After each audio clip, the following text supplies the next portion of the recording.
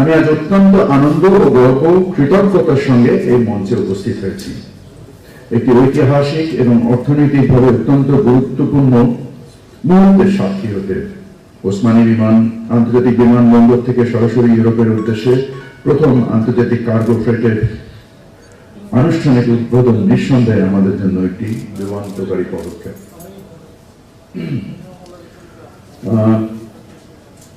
In fact, I would say that I take this opportunity to express my sincere gratitude and my gratefulness to all the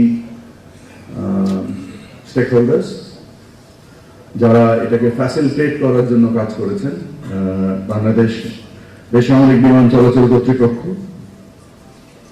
বিমান Bangladesh airlines, দেশি বিদেশি উদ্যোক্তা ব্যবসায়ীগণ এবং প্রিয় সিলেটবাসী ও সংশ্লিষ্ট সকলের প্রতি যাদের অকুণ্ঠ সহায়তা সমর্থন ছাড়া আজকে এটা সম্ভব হতো না। At the same time, আমি আপনাদের কাছে ক্ষমা চেয়ে নিচ্ছি যে আমাদের অনুষ্ঠান দেরি হওয়ার জন্য। আমি নামার পরে আমরা কার্গো ভিলেজ পরিদর্শনে যাই, সাবসিকুয়েন্টলি নতুন টার্মিনাল ভবন পরিদর্শনে যাই এবং এই টার্মিনাল ভবন পরিদর্শনের সাথে সংশ্লিষ্ট যে ডিজাইন ইস্যুসগুলো ছিল এটা নিয়ে আমরা পিডির সাথে একটা মিটিং করি। So back to back meeting থাকার কারণে আমাদের এখানে আসতে দেরি হয়েছে, এই জন্য আপনাদের দীর্ঘক্ষণ অপেক্ষা করতে হয়েছে, তার জন্য আমি ব্যক্তিগতভাবে ক্ষমা প্রার্থী। Time is the essence of all, so we must use our time very, very efficiently.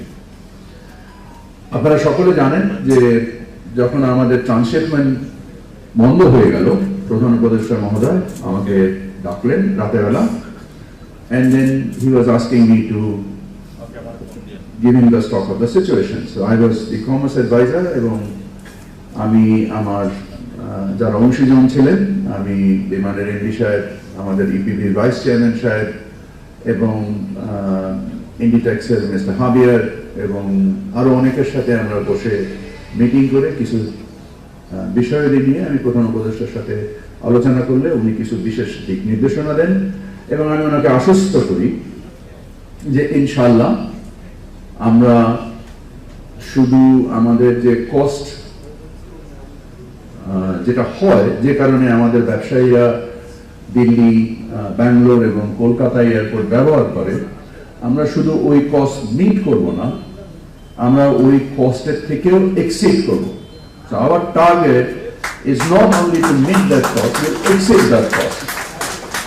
And inshallah, Allah Rahmate, with all the support of all the other organs of the government, including Ministry of Energy, Minister of Civil Aviation, and I was not the responsible then for Minister of Civil Aviation when I was exploring all this opportunity as to how we can become more competitive.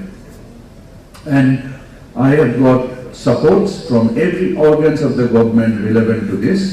এবং inshallah, I'm very happy to say as I was flying to Sylhet, আমি একজন cargo অপারেটরের সাথে কথা বলছিলাম এবং উনি practically দেখাচ্ছিলেন যে আমাদের গত মাসের থেকে এই মাসে অলরেডি 37% ঢাকা থেকে ইউরোপে খরচা কমেছে এবং প্রায় 13% আমাদের ঢাকা থেকে যুক্তরাষ্ট্রের খরচ কমেছে এবং ডেফিনেটলি আমি এটাতে সন্তুষ্ট না।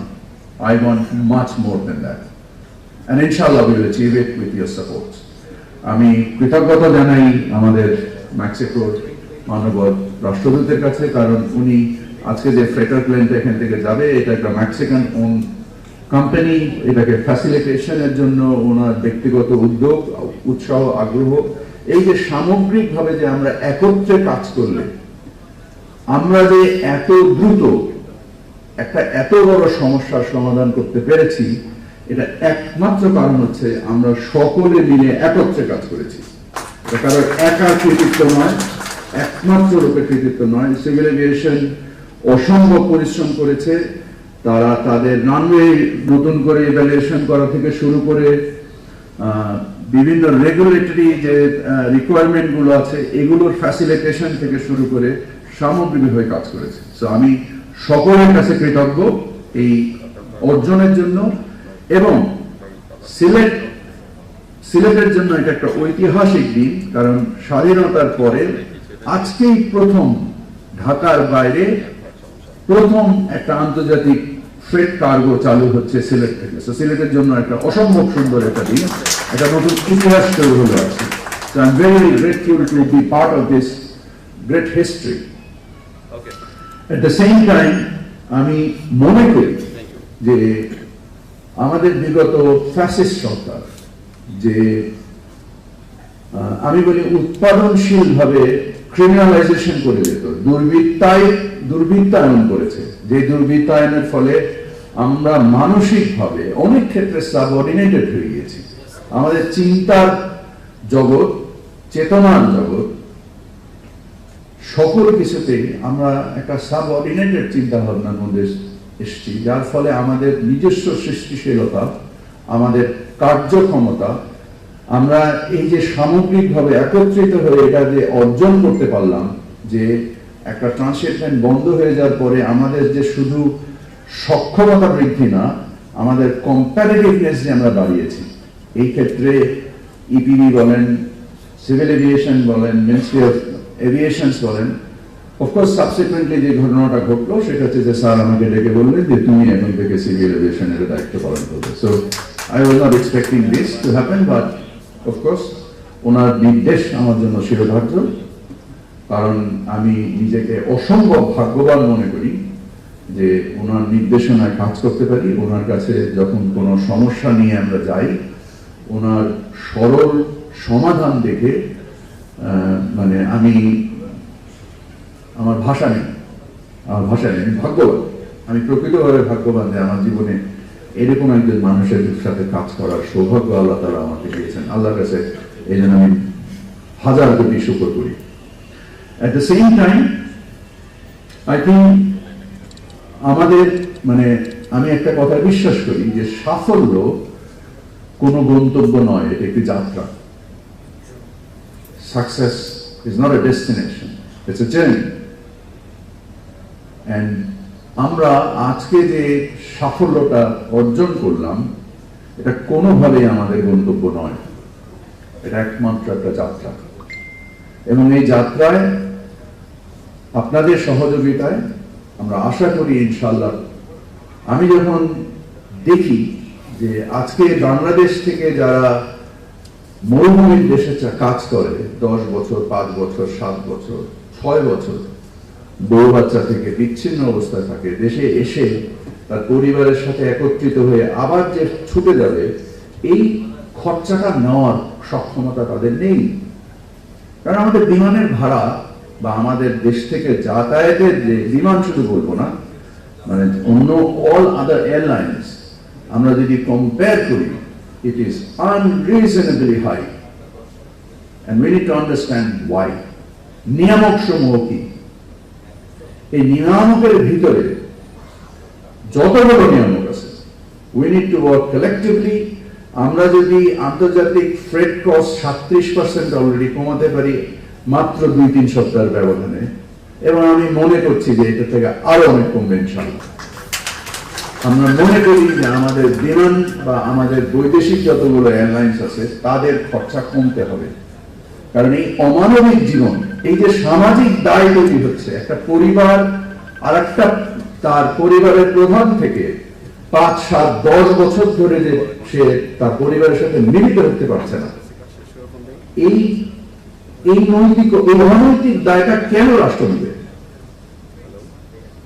আমাকে যে জিনিসটা অসম্ভব রকম চিন্তিত করে যে কেন এরকম ঘটনা ঘটবে, কেন এরকম সামাজিক এক গুটি কয়েক লোকের মুনাফার জন্য আমরা লক্ষ কোটি মানুষ তার শিকার হবে। ডেফিনেটলি এটা হতে দেওয়া উচিত নয়।